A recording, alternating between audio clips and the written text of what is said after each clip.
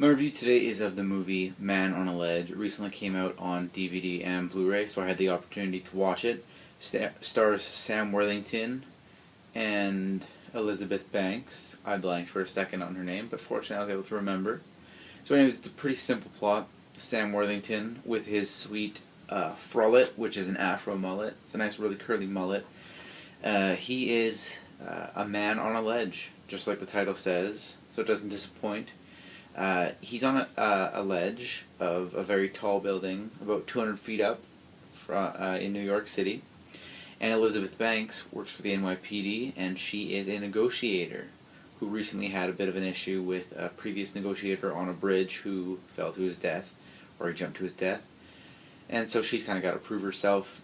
But the story develops from there. You can watch the trailer for the full story, but I don't want to give anything away because I'll get a bit carried away and maybe give some details away. So if you want to see more, as always, just look up the trailer.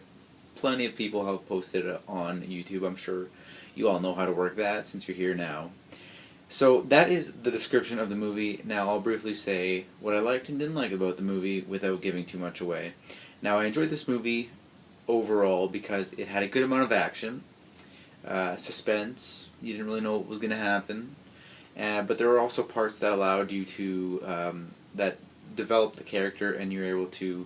The movie slowed down. You're able to learn more about the characters, and just kind of find out all about them.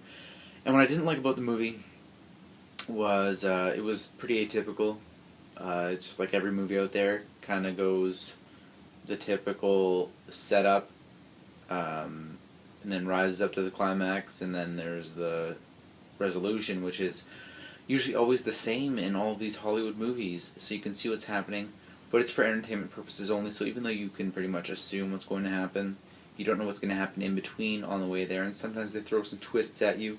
So it is overall a pretty decent movie. I will give it a 6 out of 10, because it wasn't amazing. It is kind of slow here and there. Not too bad though, it is only about an hour and a half. I think like a few more minutes between hour 30, hour 40. So it's not too long, it doesn't draw on too long, they don't take too long to set up the story. They don't do too many flashbacks, although they do at least one or two, but that's really not too bad. So if you have the opportunity to watch this, I do recommend checking it out if you got the time, because it's not too bad.